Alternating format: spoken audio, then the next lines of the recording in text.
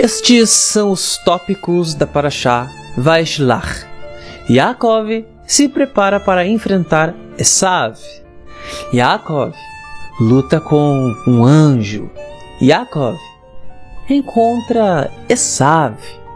A história de Diná e Shechem, a viagem para Beitel, o nascimento de Benjamim e o falecimento de Rachel. Reuven move a cama de Yaakov, o seu pai, os descendentes de Yaakov, a morte de Yitzhak, os descendentes de Esav, os descendentes de Seir e os reis de Edom.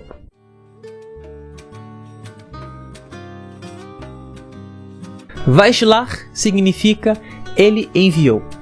E a Parashá dessa semana inicia com o seguinte relato: Yaakov enviou mensageiros à sua frente para o seu irmão Esav.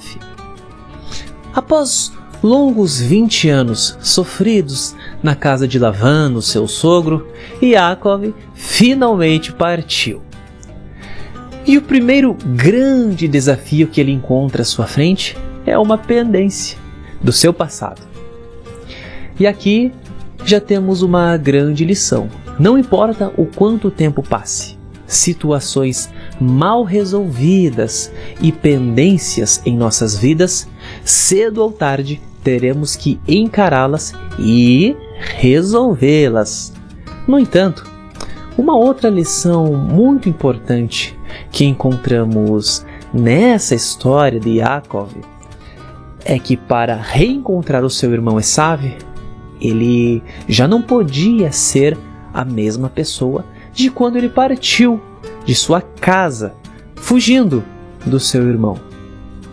Nisso tudo entendemos que existe um processo físico e espiritual para que as nossas vidas sejam transformadas e aperfeiçoadas. Todas as dificuldades e os sofrimentos que Yaakov suportou por 20 anos na casa de Lavã moldaram o seu caráter. E este foi o processo físico. E dentre tantas experiências espirituais que Yaakov teve, a Parashá Vaishlach destaca o que talvez tenha sido a maior experiência espiritual de Yaakov, quando ele luta com o anjo e tem o seu nome mudado para Israel. E agora sim, Yaakov é o novo homem. E que isso aconteça com cada um de nós, onde todas as experiências que passamos em nossas vidas, sejam elas físicas, naturais ou espirituais, venham servir para nos transformar em pessoas melhores, para assim servirmos a Deus e finalmente herdarmos em Yeshua o mundo vindouro, a vida eterna.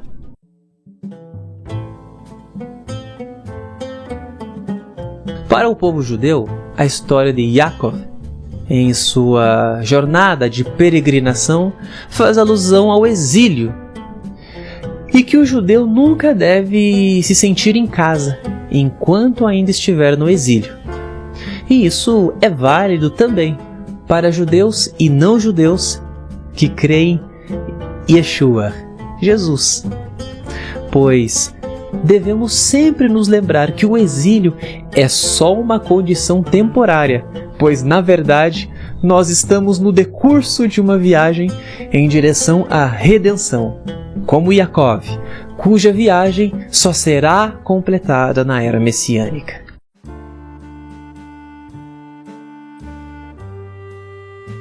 Por que Yaakov disse a Esav que ele o encontraria em Seir? Nós não encontramos em nenhum lugar das Escrituras que Yaakov tinha ido, ainda que uma única vez, ao Monte Seir. Será possível então que Yaakov teria mentido para o seu irmão Esav nessa ocasião? De fato, Yaakov falou a verdade, pois ele irá no futuro, como afirma o versículo: os salvadores subirão ao Monte Zion para julgar o monte de Esav.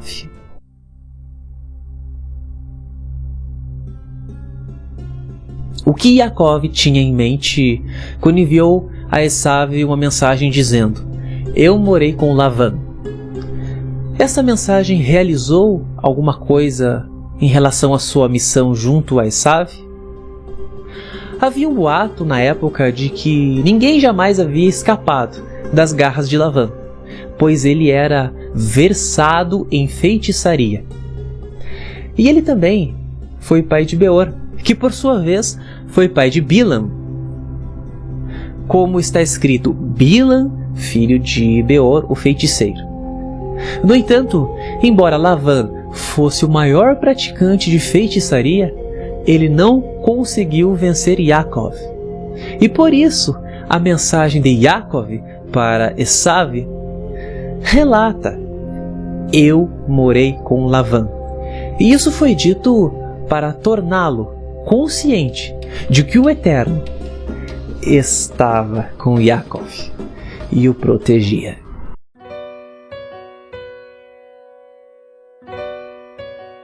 Não te deixarei ir enquanto não me abençoares. Estas são palavras de Yaakov, enquanto ele lutava com o anjo. Isso denota a persistência, a insistência do patriarca Yaakov, e o quanto ele estava decidido naquilo que ele queria de Deus. No Evangelho de Lucas, Yeshua ensina aos seus discípulos a orarem, no capítulo 11. Mais do que isso, Yeshua revela um segredo muito importante, de que, além de orar, nós devemos buscar do Pai o Espírito Santo, o Ruach HaKodesh. E para ilustrar como, de que forma deve ser a nossa busca, Yeshua traz o seguinte relato: se um de vós tiver um amigo que for procurá-lo à meia-noite e lhe disser: amigo, me empresta 3 pães, pois que um amigo meu está de viagem e chegou à minha casa, e eu não tenho o que lhe oferecer. E se ele de dentro responder: não me incomode, a porta já está fechada, e os meus filhos estão comigo na cama, não posso levantar para atender você.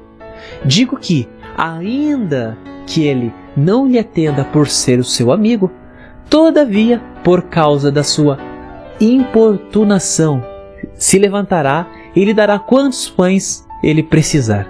Por isso vos digo: pedi e será dado, busquem e acharão, batam e a porta será aberta. Em uma outra ocasião, Yeshua disse: será que uma criança que pede ao seu pai um pedaço de pão receberá uma pedra?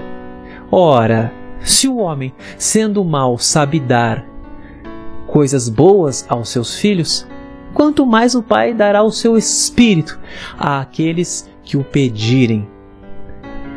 Nessa insistência e nessa persistência, Yaakov teve seu nome mudado. Isso representa a conversão e está diretamente associado ao que Yeshua fala, que devemos ter persistência e insistência em pedir ao Pai o Espírito Santo. Ou seja, recebermos dele um novo nome, nascermos do alto, termos as nossas vidas, os nossos corações, as nossas mentes totalmente regenerados e convertidos a ele.